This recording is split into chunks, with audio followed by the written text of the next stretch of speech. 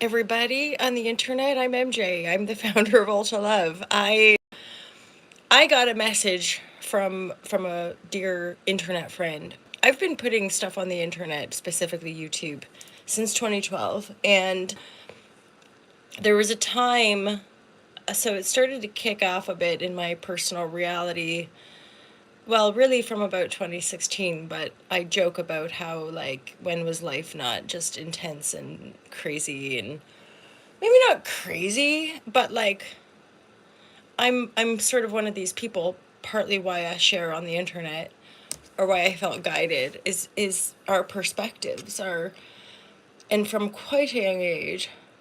I'm a Canadian, by the way, who lives in Britain. So if you think I speak funny, it's because I do. I have a hybrid accent, which means it's just a mishmash of a bunch of different razzmatazz. Um, Anywho, okay, so this is all part of it. I started to feel guided to, I was having basically like positive success in the world of manifesting our dreams and creating our world, and some positive things were happening, and I felt kind of gung ho about it. So I, all the way back in 2012 and then 2013, and then by 2014, 2015, 2016, I was feeling more confident in sharing and editing videos and creating a lot more content for the internet. Uh, and then things took a bit of a wild turn: 2016, 2017, 2018, 2019, 2020. Ton, ton, ton, ton, ton, ton.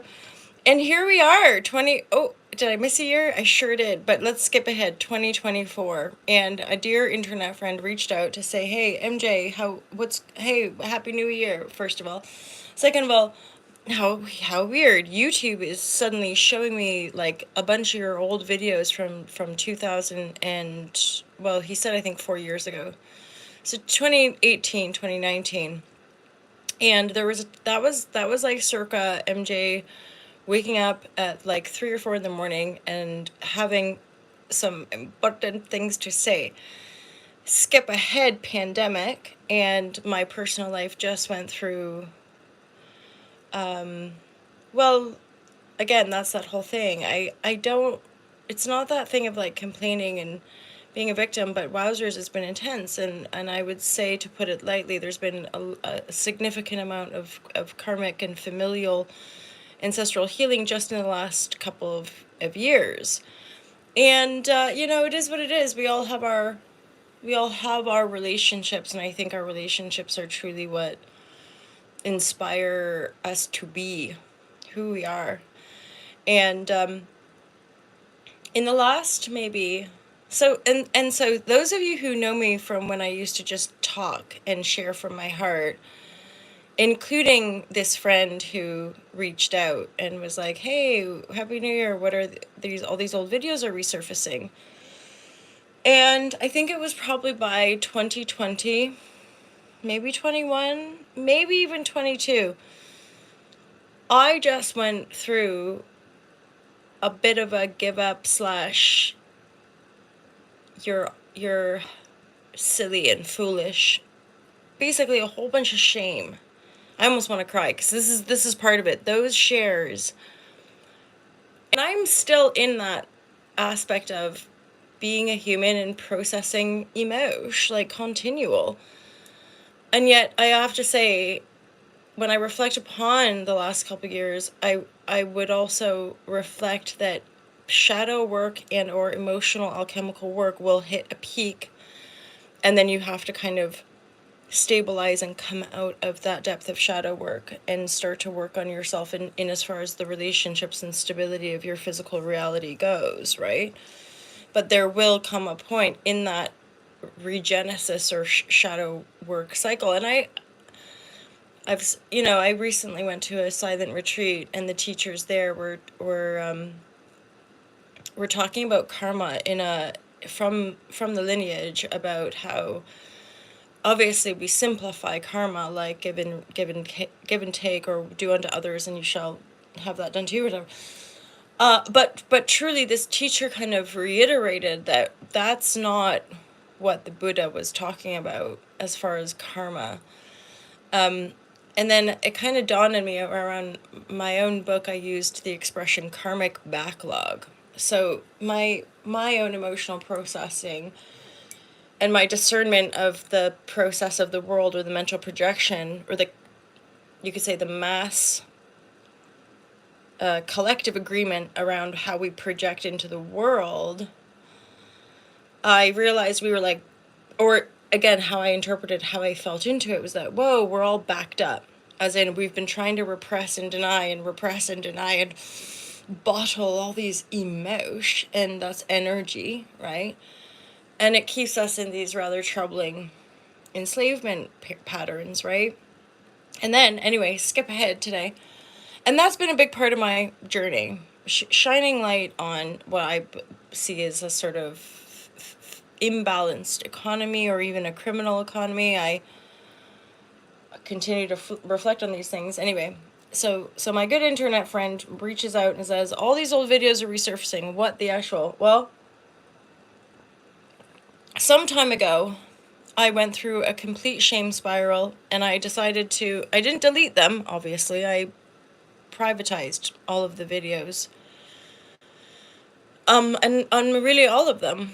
I went right back to like my oldest yoga videos and the shares where I felt really uncomfortable, actually, and I still do. I think it's kind of weird, putting ourselves out there and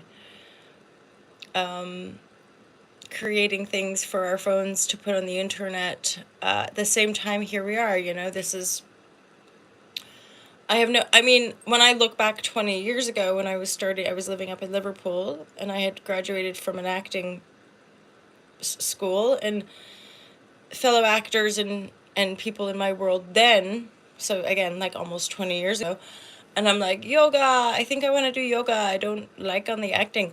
And people thought yoga was a cult. People were like, you're giving up, or you're wasting your time, or something or other. So I guess I'm used to being guided on a journey, or being guided to take a certain path that goes against the grain, and or that in my personal constellation of humans, those people don't understand what I'm doing. Like they don't get it the way I get it, and yet to me, 20 years on, I'm like, oh no, more and more people get yoga. Like, that was for sure a good choice for me. One, it helped me heal, become more embodied, become more grounded, and it helped the body and mind become strong enough to hold space for the depth of shadow work, which has a lot to do with karma, which has a lot to do with what I call the karmic backlog, or in the some form of insight meditation in the lineage of the Buddha, where you're burning through, essentially through the light of your presence, or through the regenesis of your alchemical body, right, which is the emotional body. But the kind of clincher of doing emotional alchemical work is presence. If we're just in our emotion, we're just that expression.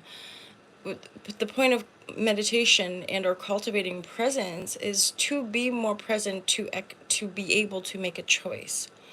So then we can see that anger and see that and try to hold space for it rather than act it out. And that's such a powerful practice, right? In this, especially from going from that paradigm of we're just these sort of sinful meat suits that need to be trained and tamed and tweaked and bombed, and who God knows, right? Like, just these sort of funny old, to me, kind of barbaric perceptions of our own self, that we want to be able to heal from, right? So anyway, and then I'll continue to go back. So then my friend is like, oh, I'm seeing all these videos from this time ago. And I'll be honest, because I deleted, not deleted, I privatized them, because I went through this whole thing of like, I'll just stick to tarot.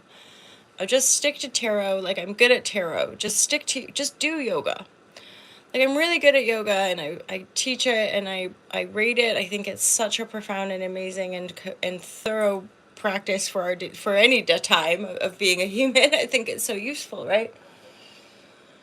Not to attach it to any kind of dogmatic austerity, and yet to me it is like pretty spot on. And on the most troubling times in my life since I started practicing yoga, gosh, am I ever grateful for it. As in, many things could appear to be falling apart, and I can meditate and I can do a shoulder stand or do a pose and be like, it's okay. You know, like I'm still here and I'm still my body and I can still move, and if I don't have money and if I don't have a direction, if I don't know, it's okay. I'm still breathing. So that's part of the efficacy of, for example, the yoga.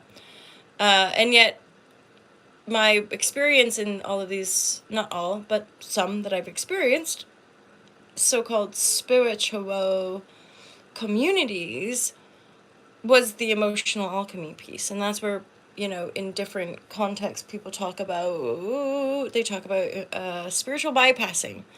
It's funny that we use words that just don't actually explain. Spiritual bypassing to me is emotional bypassing. It means that it's or you could say bypassing is a form of lying or manipulating. And we're not able to be really honest about how we think and how we feel. So, being honest with my subscribers and my regulars, because quite a few of you have unsubscribed since I put out the videos that I took down many years ago. Because something was nudging me. No, actually no. Especially because I, maybe reactively, but still, I put a comment. And it was only 2 or 3 days ago, stumbled upon a comment, and I just kind of thought, you know, I'm bored of this. I'm gosh darn tired of this. And you all know, right? Like, over the years, those of you who've been with me around it, like, I would be in those shares for an hour, 2 hours, sometimes 3 hours, and be on a roll and just sharing, and we'd be having good chat and stuff, and then you know, the trolley type energy, or worse, like people that really want to go for you would come in, and it just like, and then you have to honor the fact that those of us, or any of us, like interrelating on the screen, it's that remembering that we all have these personal lives that we're living alongside what we share on the internet. Meaning there's and you know, bringing money in to put money out to survive ourselves, to live. And there was a while, probably around the time that I started to scale back and want to share less and not be putting so much publicly on the internet, was just because my personal life was falling apart, and every time I tried to kind of pull it back together, it kept kind of, and so I had to keep surrendering and keep letting go and keep trusting. So anyway, my friend is like, oh my God, I'm seeing old videos. And I'm like, you know what? Yeah, I'm gonna put out my old content. One, as an act of love for myself, in as far as I might not be that same person I was 4 years ago, and certainly not 10 years ago or 20 years ago. But we contain the memory, and I feel like there is a part of me that unlisted or privatized them because I was like deeply shameful. And I even had somebody at one point say something, and she's a friend of mine, so you know, this is how we discern about energies. But I remember she said, when she first came across some of my content, of in her inner dialogue, she heard, oh God, not another girl guru. And I resonate with that. I was like, yeah, it's tiring. It becomes a bit much, constantly having people who pretend to know everything, who want to tell you how to live your life and have a few special spiritual quotes, when none of this stuff actually works in that way. Why? Because we have full lives. We're not based on inspirational quotes, you know, and that they might get us riled up, but those things don't necessarily help us live a practical life. That's, I think, why I always have come back to things like yoga, and why I rate it, because yoga really works. It helps you keep your healthy, or pardon me, it keeps your body healthy and limber. That's a really good start. When our body is healthier, we can make healthier choices in our mind. It does propagate things like a sattvic diet, which I align with as well, just meaning eating local, eating as natural as we can, although it's been the holidays. What up, chocolate? What up, chocolate? You have been a good friend to me for this. Um, and then so it's been certainly a practice for me. So in the last 24 hours, yes, I have republicized the majority of my videos, and a lot of them were never public. They were for the live share crew, and I just thought, no, I've this is part of me. I've created this. I went down those rabbit holes. I That was me. And why in the here now? Oh, why can't I love every part of who I've ever been? Even the crazy bits, or even the bits I don't agree with anymore. I went down so many different rabbit holes, and by the time that pandemic started to hit the collective, that's when it all started to really slow down. That's when I started to really go, hold on, like I don't, with all the different layers and voices telling everybody how to live and what we need to do to stay safe and stay together, and it all kind of fell away. I had less and less to say, actually, and really truly since pandemic I've just been doing mostly the daily shares, and I set up Patreon and dissolved live share crew because the system's a little bit more organized for me as a creator. And it's a really weird cycle, because I say an initial trigger point was like end of 2015, 2016.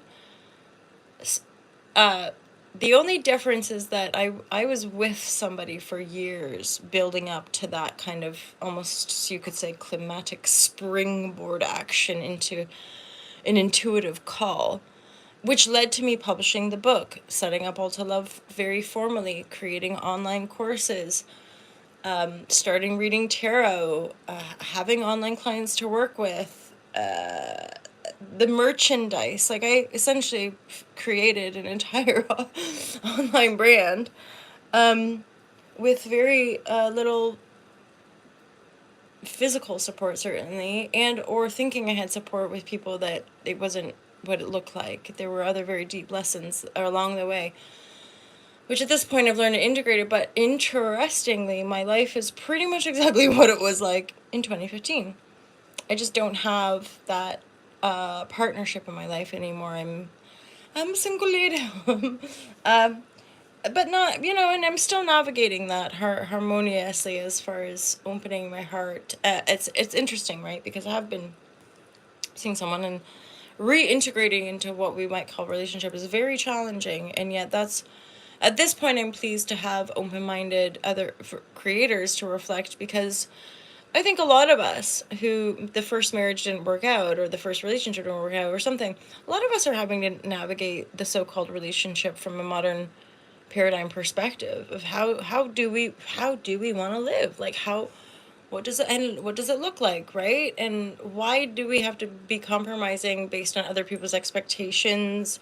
At the same time, we all need relationship, we all need people in our lives, that's for certain. And like you guys, hey, yes, exactly, Mark, that way. I'm thinking of Down to Earth Dad, I'm thinking of Scott, I'm thinking of Maz, I'm thinking of people that like have been there, and like we all need community, and this community, the people who have become my friends have really been lifelines. You guys know that you were lifelines, and when my physical reality was really, there was nothing to kind of really hold on to as far as like any sense of grounding or permanence or stability. But I must say too that my life experience is also what has totally changed my perspective. I never cared about anything material. I gave away all my stuff when I left Canada 20 years ago, and kind of renounced the material life. And then eventually, when I started teaching yoga really properly as a career, I started to realize that like it wasn't some high and mighty spiritual thing to be par. But more than the poverty piece. It was the fact that I was making enough money to afford to buy some nice tights and some nice yoga clothes, and I was working in really expensive retreats. So I thought, come on, MJ, pull it together. You know, like buy a pair. And what I did, because I'm somebody who likes, I'm not into fast fashion, and I don't like buying new. So I went on eBay, and that's when I really got into my eBay in 2012. I started buying Lululemon and Sweaty Betty products secondhand. And the nice thing about some of those is that I'd get like a tank top that might normally retail for like 55 quid for like a tenner. And then I can usually sell it back. And because I get bored of things. So then I'll sell certain brands you can buy and sell and pretty much always make your money back. Sometimes not quite, or sometimes make money off of it. Although I don't do that as much. And anyway, so yeah, I deleted or rather unlisted a lot of videos circa 2018, 2019. That's when things were really intense for me. I also have learned a lot more about the nervous system, and when I look back, I think, yeah, I was vibrating so gosh darn high. And this is what I kid you not, like, I heeded a call, and this is what a lot of people in my physical reality, they don't understand. I didn't know when I heeded the call that I heeded, which on a very simple level was to go to Bali, Indonesia. I booked a ticket. And everyone's like, oh my God, what are you doing? And I'm like, I have to go. And I didn't know. I'd end up writing my book in Bali. I would then proceed to write the 4 online courses for 2 more trips. Yeah, like all these things ensued off the back of me heeding that call, which, though, here's the thing, it did dissolve the life I was living. And the life I was living, I could rate it. It was beautiful. Like, it was a nice, good life. I was a successful yoga teacher, dating a successful local musician. You know, we were grooving, we were in a pretty good relation. And I look back and see a double edge. I heeded a spiritual call, which I had to do for this lifetime. At the same time, it's like that quote, which I think I put in my book. You have to be willing to let go of everything you fear to lose. And that musician friend, we're friends. We don't, you know, he's with someone, and as I said, like, I'm moving on too, but there's a peacefulness there. There's a genuine loving connection in as far as like supporting one another's creativity, appreciating everything we taught one another, but knowing that, you know, it's not our future together, or but that's, I think about infinity loop. Infinity is a symbol, I think, that's very much connected to our health, well-being, our DNA, and also the planet's circuit in this cosmos. So it's like an infinity loop, but I rose up, and I mean, the only thing I can really safely say is that I've managed to manifest working online. So I make, and here's the deal about, yeah, I'm no different than a lot of those people as far as online entrepreneurs. And I went to something called Awesomeness Fest in 2014. I met someone, I think his name is Vishen. I'm almost certain his name is Vishen. I don't remember his last name. He's the director of Mind Valley.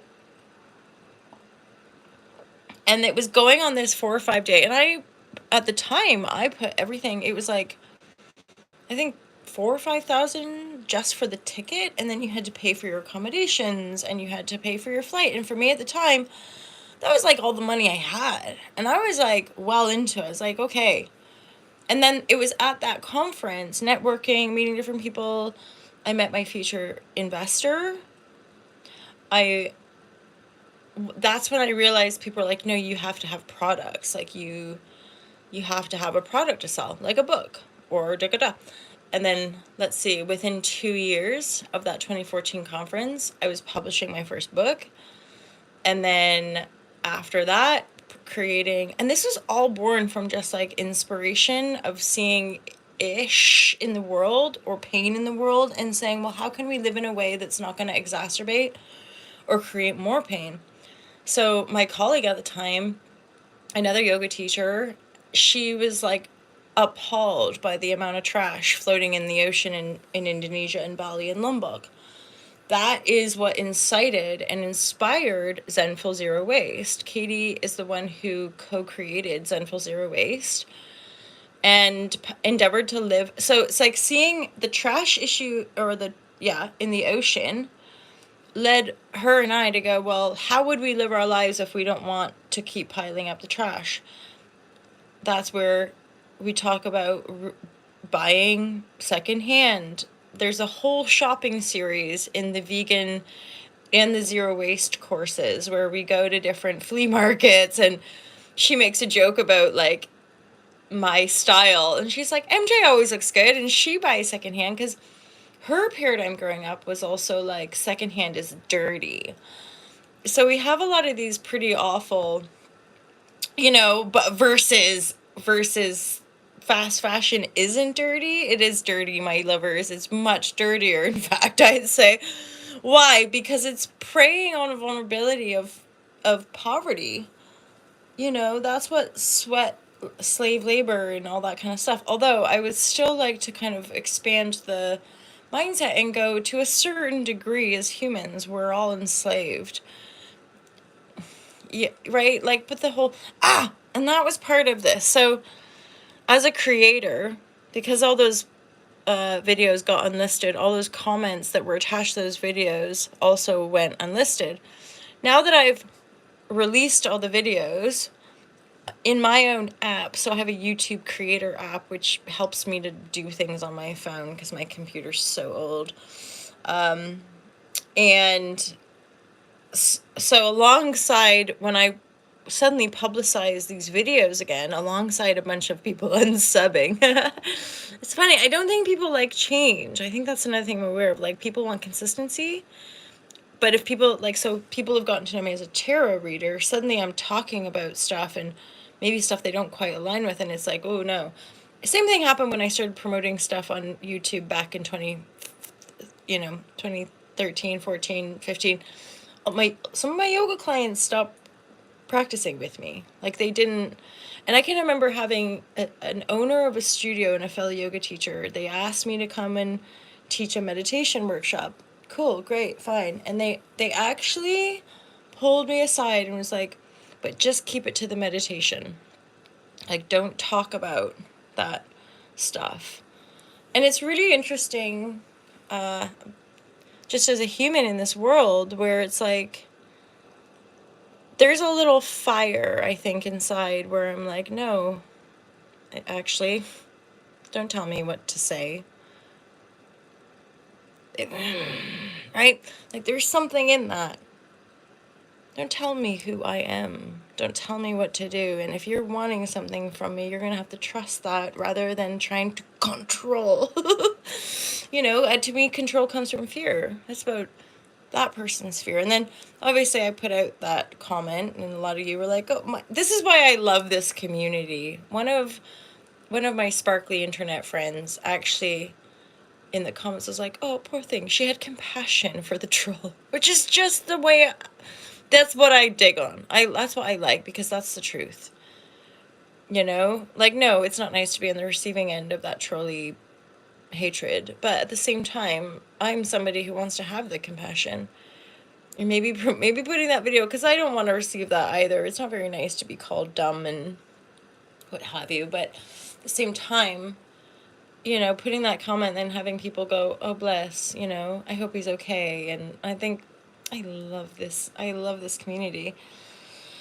Okay, and then I think I'm getting to these points, is that now that I've republicized a bunch of these old videos, a comment resurfaced just this morning.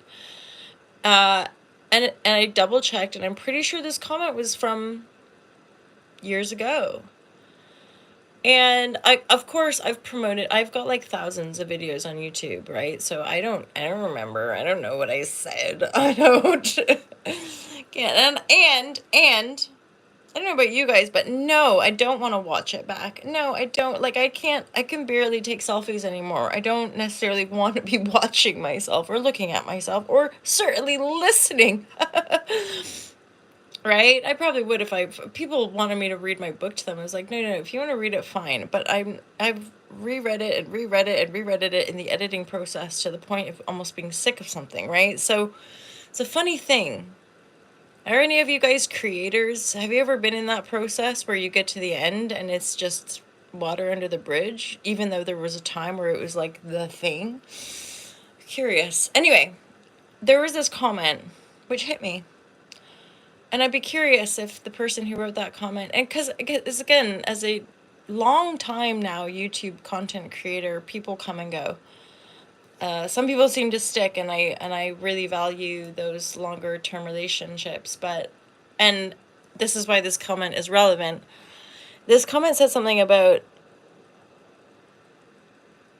trust. And I think, and this person was pretty insightful. They were like, I think you need to work on some trust issues. And if you could work on those trust issues, even just to let a couple people in your life, it would help with the noise. And then I'm sure I probably started crying because it landed in as far as the bordering aspect of being an introverted person versus totally self-isolating for self-protection purposes. Because there's an aspect of us that's so fearful of either abandonment or rejection or just sheer primordial loneliness, right? That we really do keep people at a distance. And I'm grateful that I've met amazing people on the internet. At the same time, it's a weird reality, I think, to share in this way on the internet. And then to be actually pioneering a brand and a thing in this paradigm of the world in integrity. So to be able to offer value without selling oneself, especially I've come across quite a few what I think are highly intelligent, really fun YouTube channels, but not in the world of manifestation and spirituality. In fact, it's the world of calling some of this stuff out. I've stumbled upon a channel called Kea or Krea. I think a Kea. She does these really long kind of review, like she'll be reviewing articles or podcasts, or she tends to focus on like, she seems to have a certain focus on certain people that I actually don't really know anything about, although she did one recently on Jay Shetty, which I thought was funny. But just calling out the industry, and the more people are calling it out and I'm able to watch it, I'm like, oh yeah, God, this is very bizarro land, and none of this is legit. So a lot of this self-help guru, yoga vibratory, da, da, da, da, da, da, like so much of it, I think, is an elitist, more striving, more bypassing. It's like, oh no, I don't want my corporate job anymore because it's not cool. So I'll get into well-being and I'll use the money I made from my corporation to build my brand. And I mean, like, that's a normal thing, and that's it. It is what it is. But there's so much egoic, and I speak to this because I've lived it myself. Like, I was chasing something, and it led to a great fall. Like, literally and figuratively. I fell down a ravine and had to climb out, and it was fucking brutal. And this is what I talk about with, and like, some of it might seem really dramatic on a external plane. It would seem like my physical reality is always relatively comfortable in some such ways, but it definitely wasn't like that in different times. And this is the only difference from 7 years ago. 7 years ago of taking a leap, I took for granted having a home. I took for granted having a partner who cared about me and who supported me.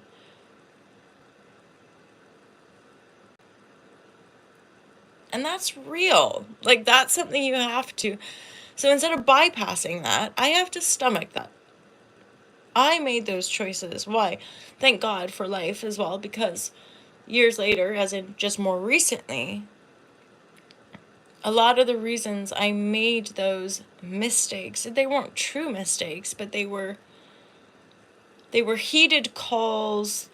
I had this amazing insight. I taught a class at the retreat recently, and somebody came up to me after class and talked about intuition. She was like, yeah, but the intuition led me astray. And I was like, no, no, no, no, no, no, no. Living intuitively doesn't mean that your life is going to be sunshine and rainbows, like the advertising would have us think. Follow your bliss and everything is going to be blissful. Follow the joy and everything is going to be joyful. Sort of. I interpreted it like this, and it just came out of me in the moment talking to this woman. I said, no, intuition, living intuitively, and I speak to it because this is part of my brand and part of my path and part of my teaching. Living intuitively doesn't mean your life's going to be easy. It means that you're going to invite the lessons that your soul is here to learn. And that means that cyclically speaking, your life is going to feel more fulfilled and more expansive. But it's not right versus wrong. It's not like heeding calls and living intuitively and both spiritual is right, and not doing that is wrong, or following the rules is wrong, or not knowing. Because most of us don't know. So I might have heeded certain calls and then pulled back. And I still, as a creator, I'll still create a video, put it out there, and then delete or unpublicize, or like the emotion comes up. I think, ooh, who are you? Like, nobody wants to hear you. Nobody. And that's where that comment hit a nerve, right? About trust and just letting a couple people. And I really reflected on that comment, right? And I thought, that's it. It's all connected to like the fear of abandonment and rejection.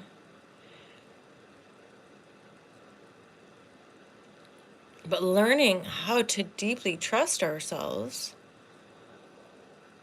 for one, and then to slowly, because weirdly, like just reflecting on that question or that comment, it really did make me go into like, wait a minute, do I trust myself? And like I think about like the different loops that go on. I'm like, there's fear, and it's because I've gone through a lot of those cycles of being betrayed by people, being cheated on, being like all the normal kind of like shot human things. But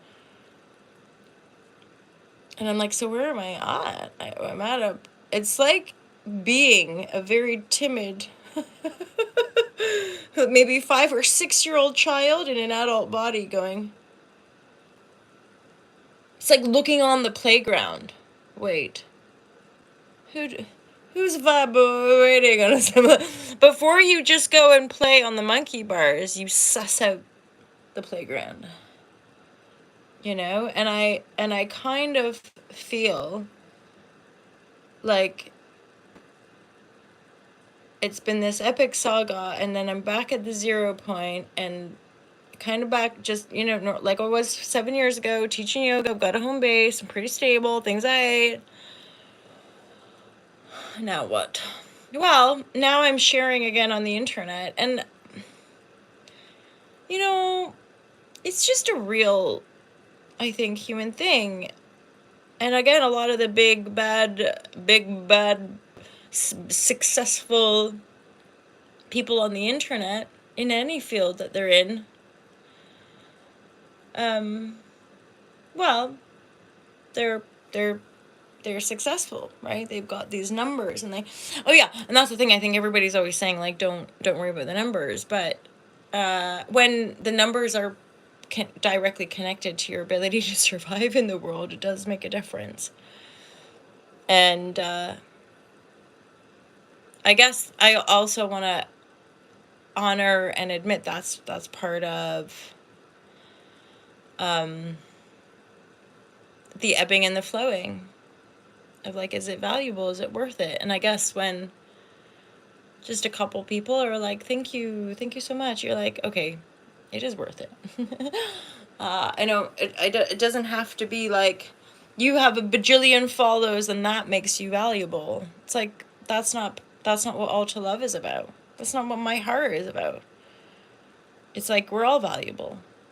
Every single one of us is intrinsically valuable just by existing, just by breathing,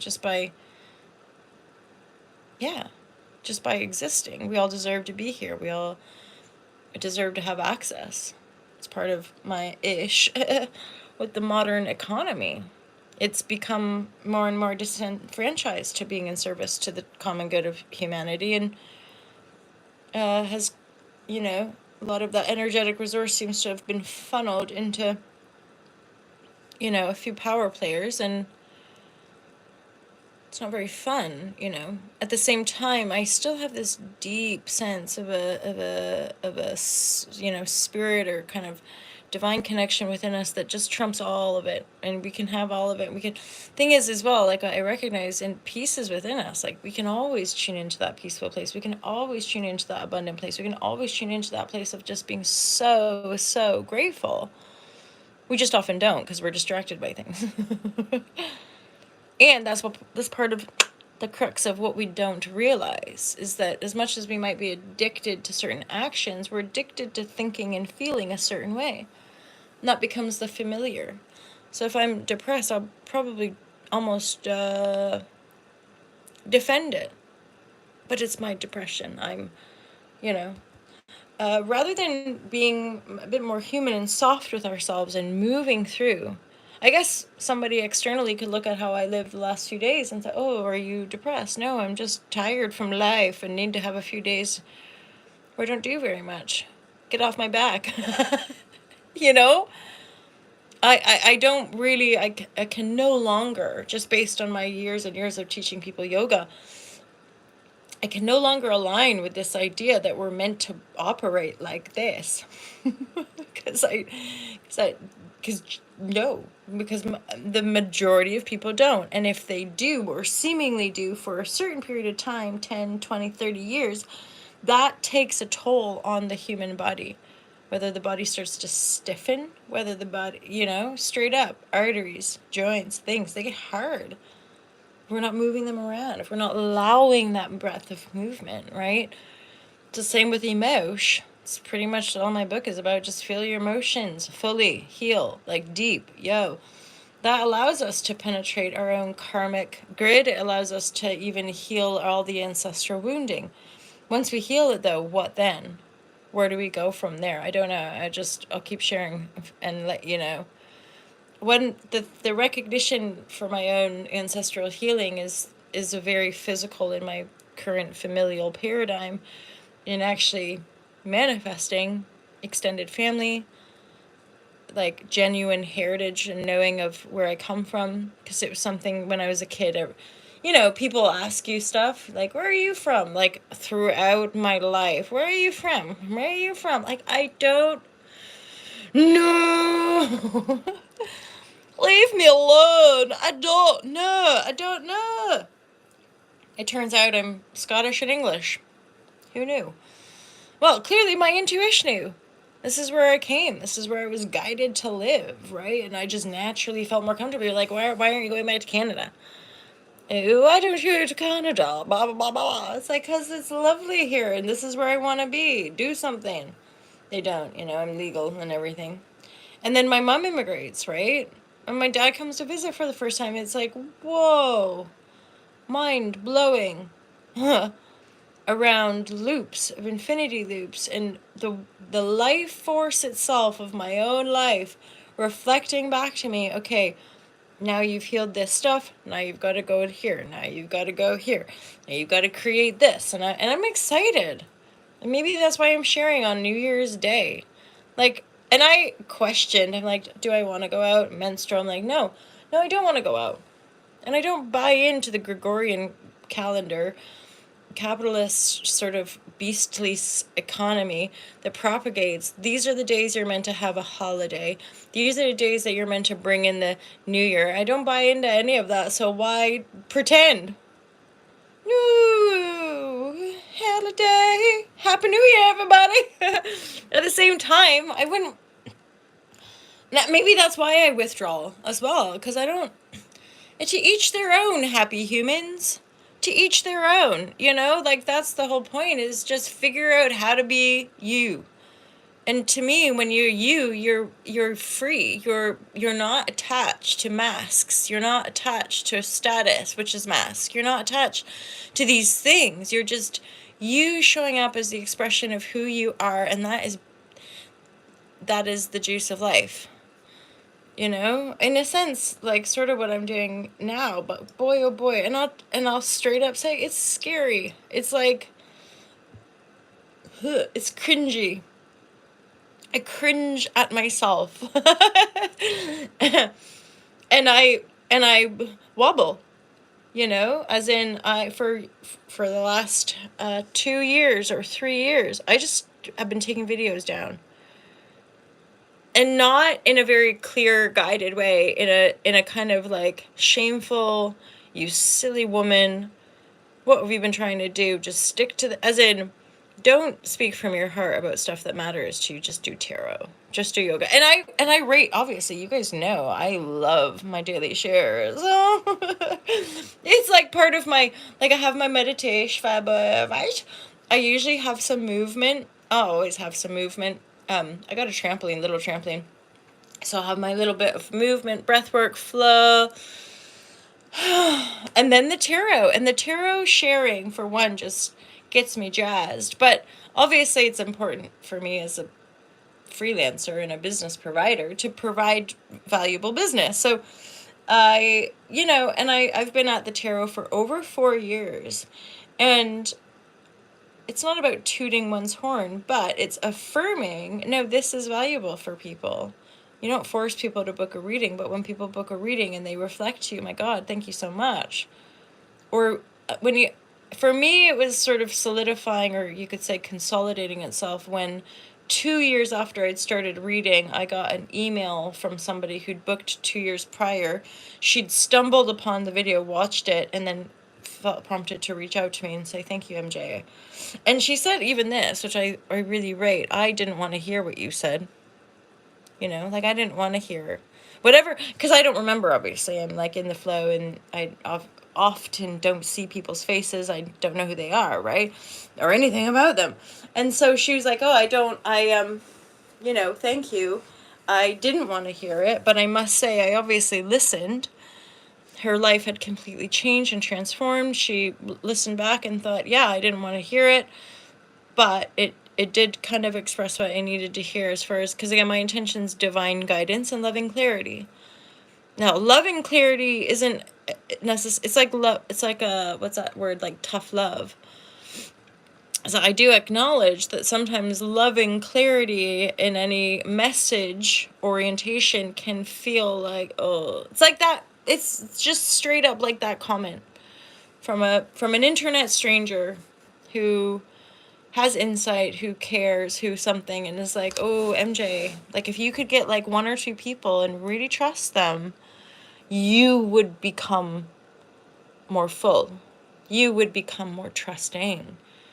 And to me, the way I discerned that too was like a lot of the noise would go out. I realized that me not trusting was also what holds me back.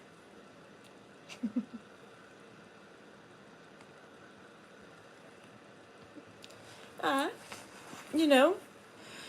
And then you get to different points in your life. Like I'm almost 42, right? So it's like you get to different, I guess, stages of life, and you just are like, whoa, holy shit. Like we think we know who we are, like 18, 19, like, I know. Right? It's like, fuck, no, you don't. But then I look at like the different groupings of societal constellations, and I'm like, yeah, but for some people it just would appear like it's been smooth sailing. For some people it just seems like it's been so charmed. For some people And then that's where my mind is going. And then I'm like, and then you have that other polarity, which is kind of where my conscience went, is like, we live in this society where we have all this stuff, and then we get images on our screens about war-torn, poverty-stricken, famine-stricken things on these screens going, you should give to these people who have absolutely nothing. And you're like, well, why do we have so much and those people have so little? Like, that's been a big part of my own existential questioning of being on the planet. I'm like, I don't understand. Like, how can even, never have had that kind of celebrity. I'm somebody who's mostly just been able to, like, pay for food and pay rent and then get through the next month. So, and not for trying, I created Ultra Love for the whole passive income, make a bit more to relieve some discomfort of financial stress. But anyhow,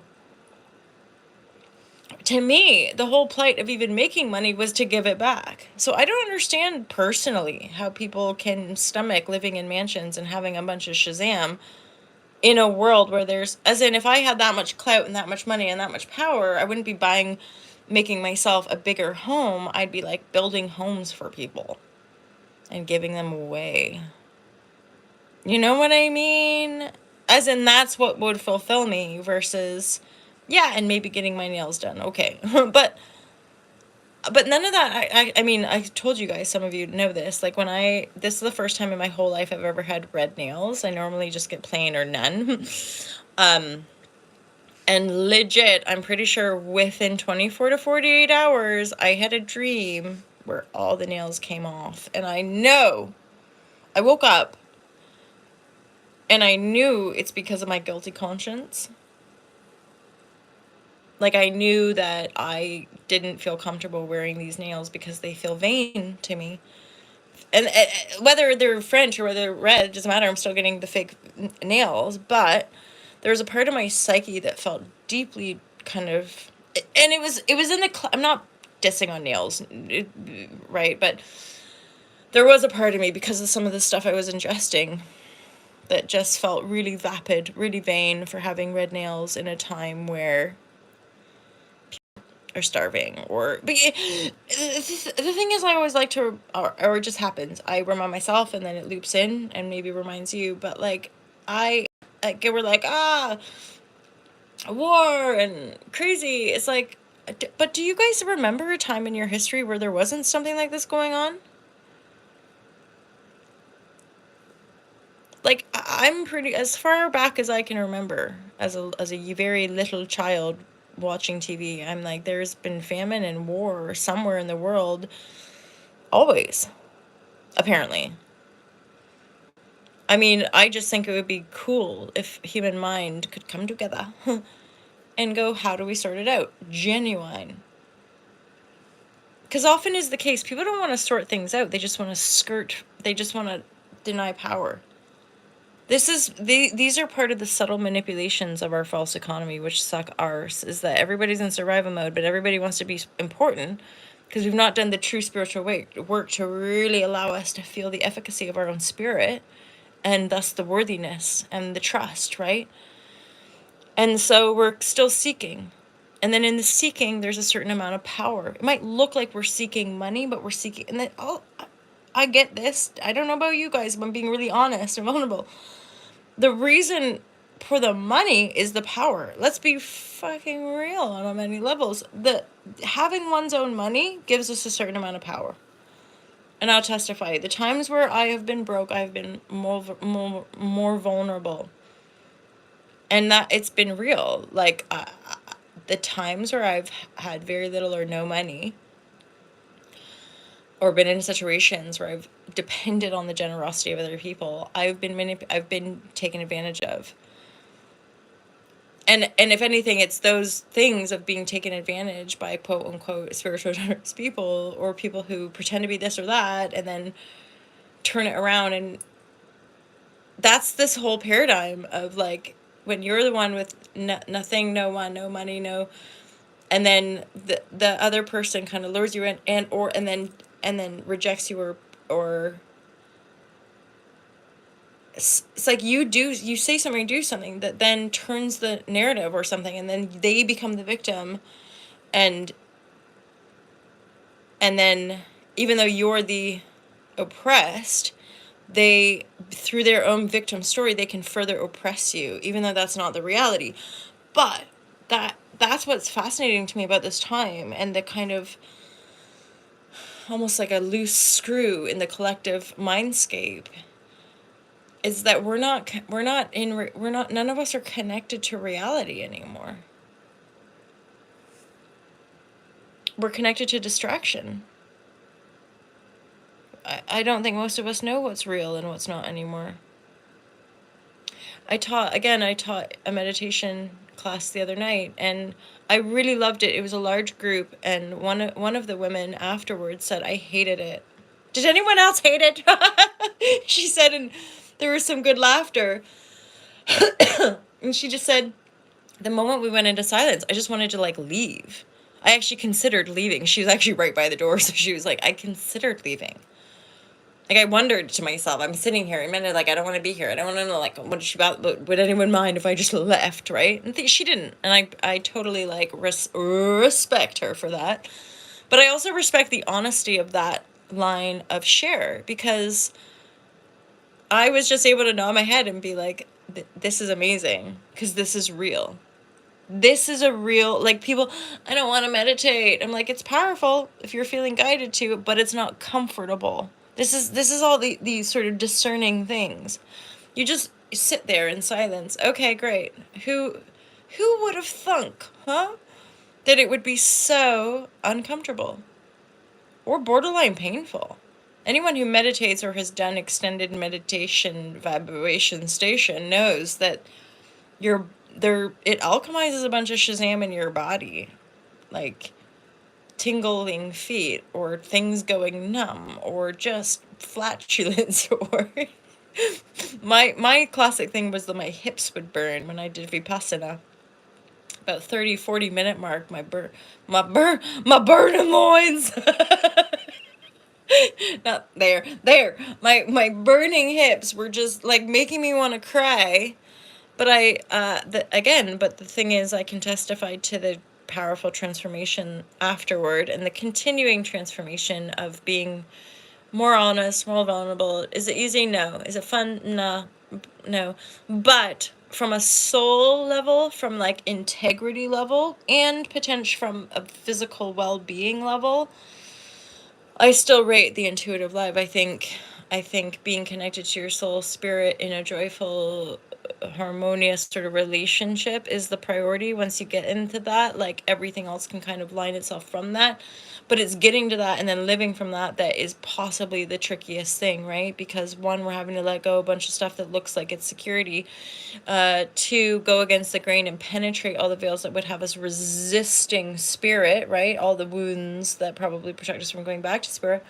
But I don't personally think there's much of a choice. I think there's a paradigm shift whether we like it or not. I think that the world as we know it has already changed whether we like it or not, and I think it's going to require more and more of us to just like be real, be honest. Be real, be honest, like, and thank goodness through the divine grace of evolution, I dare say that's part of what A New Earth in Eckhart Tolle's second book is about. The paradigm shift is going to change the world, and is changing the world whether we like it or not, because people can feel more. Like, as in, a lot of the crumbling structures are based on lies, and it's not like the evil overlords who have lied to us. I think it's just you could even say misunderstanding, or a conceptual distortion, which took us down a tangent of creation, which is looping us back to center, because that tangent isn't going anywhere except for seeming self-destruction. So that our ability to expand and observe the polarity of our world. Because again, what is it? What is our world? I'm having my own conceptual perception of the world, and as so are you, and so are you, and so is everybody. You can imagine that, right? Think about it. Some people in certain parts of the country, their world is very, very different. And yet somehow there's a unified field of experience that we call Earth, and we call the universe, and we call the human experience, right? So anyway, that was a good old ramble. I think I'm going to start to close it down, not for any other reason than it's almost been an hour. And so this is how I used to share, and I'd be well curious to see if any of my friends and whether some of you enjoyed this. I'm really grateful because that way you're a regular viewer, and then Mark is a crew and friend. So it's like it's amazing now. There's almost been a cleansing, right? Because Mark knows, like back in the Dizzy, before live share and Patreon stuff set up, it was every day these sorts of shares. And often is the case, a heck of a lot of troll vibratory, which would just sort of, and I get distracted enough, right? So the troll energy just makes it really difficult. Yeah, so yeah, let me know if this is if this is cool, because I just feel like I'm gonna keep sharing intuitively, and it's kind of a special day because it's January 1st, 2024. And the last few days I've been on my own, and I've just felt really grateful.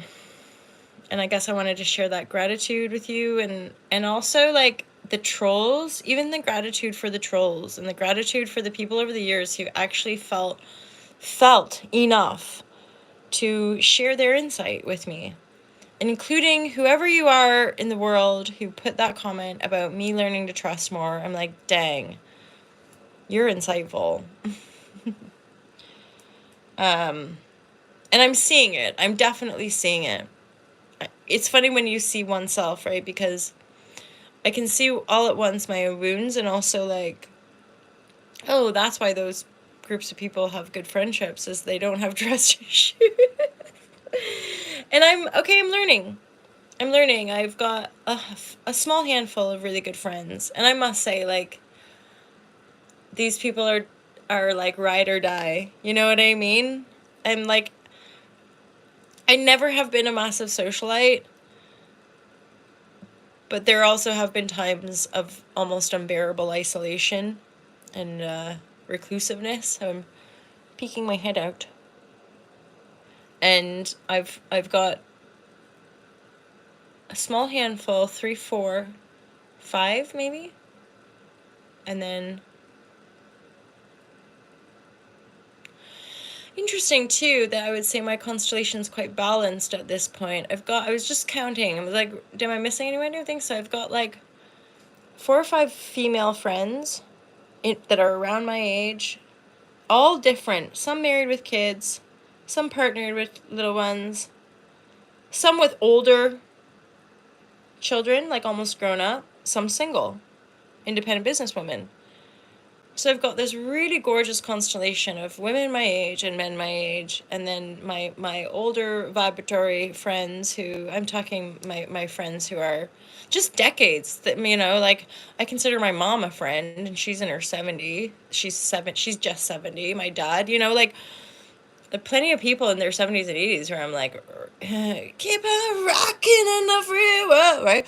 And then my friends in 50s, and my friends in their 40s, right? And then the younger ones, I gotta be honest, I'm like, weird, eh? You get to that point where now the ones in their 20s, those are the kids. And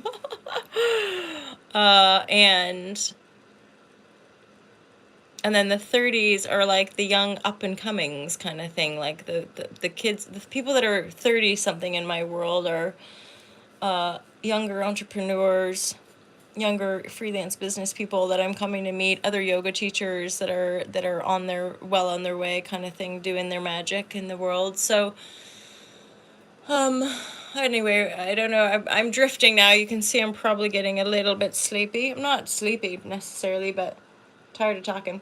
Oh. It's like I'm scouring my awareness. Is there anything else to say about that? But thank you all for being here. Happy New Year, Mark, in that way. Massive appreciation for this ongoing support, because you guys have been part of this channel for a long time now. Thank you, just ongoing, for the support, for the magic, for the love, and beyond all of that, like, just for choosing love, like, just for being people who genuinely want the world to be a better place, you know, and keep doing that inner work and keep showing up even when we're tired, even when it's uncomfortable, you know, and just keep showing up. Because one day we'll die. We'll leave the beautiful planet. We're going to leave our bodies, right? I wish that to be as peaceful and harmonious as conscious act as possible, to free ourselves from any patterns that we no longer want to be in, right? That's the point of awakening. We have to awaken to the conscious control we have over those patterns. So, Mark, hella. Oh, look, you guys. Hey. Hey! Hey, boy Blue! You popped up recently as well. Thanks, guys. You guys have helped me so much. All to love. High five! High five! That way. You're my boy Blue. You popped up on something, and I don't know why. You know, things that really stick out and they really land, and your energy really landed, and so I'm thankful. It was recently too. Did you comment something? I'm sure you commented something, or anyway, it could have been through this whole me publicizing posts again. Anyway, I saw your comment recently, and hi, great to see you here. Also love. High five. Remember this, guys? Virtual hugs. Little smooch on your nostril face. I'm not gonna lie, I feel kind of jazzed. I'm like, oh Lord, oh no, what is she gonna do? What is she gonna do? I might start sharing again. I'm more than just a stretchy body doing yoga.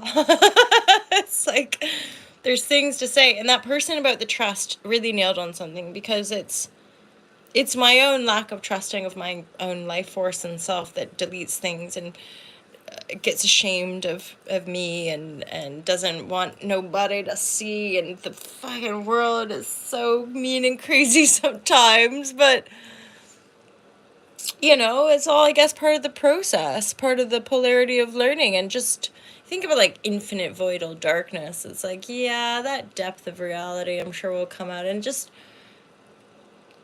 I don't know, just to be like an angel and keep shining. You know, and be in that presence of light. Choose it, like, consciously choose to be in that presence. And like, if the darkness pulls you, then just be like, devil, get thee behind me. Stop pulling on my light trails. They're too special for you. And then the devil, ooh. Anyway, I'm gonna go, you guys. Have a wonderful day.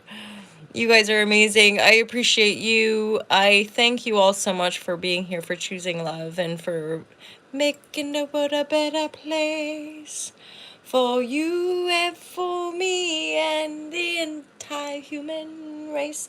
There are people living, and if you care enough for the living. Oh God, coffee in the morning is so great. I love you guys. I'm gonna go now. An hour in a bit. Let me know, you guys. Keep me look at me, unshirt, no trust. This is like, oh my God. Happy New Year, Dr. DMT. You're new to my channel, to me anyway, the Dr. DMT. Although it's part of my suspicion is that you might have come under a different name another time. I must say, there's somebody within the channel. Sometimes people come in and they make such an impact, and then they go, and I don't know why. And there's a fellow, I think his last handle was the Doctor, but not Dr. TMT, welcome, but Doctor. And on Facebook, I hope he doesn't mind me putting his name out there, but his name was Scott Schutz.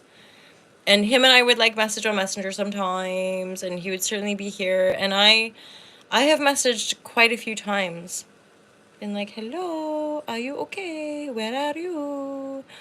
No reply. So isn't it funny?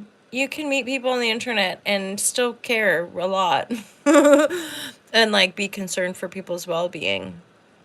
Because I'm sure there have been people along the way that we've lost as well, you know? Yeah. Be you, for I am me, and you are me, for we are one. It is true. Blue. Holla, holla, holla, holla, holla, kala, kala, kala, chameleon. Oh my god. This I got.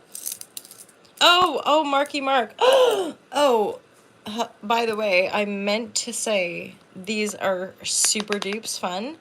So I've been gifted these, and you guys know I read tarot, and I've been gifted a lot of decks. But this deck is a little different.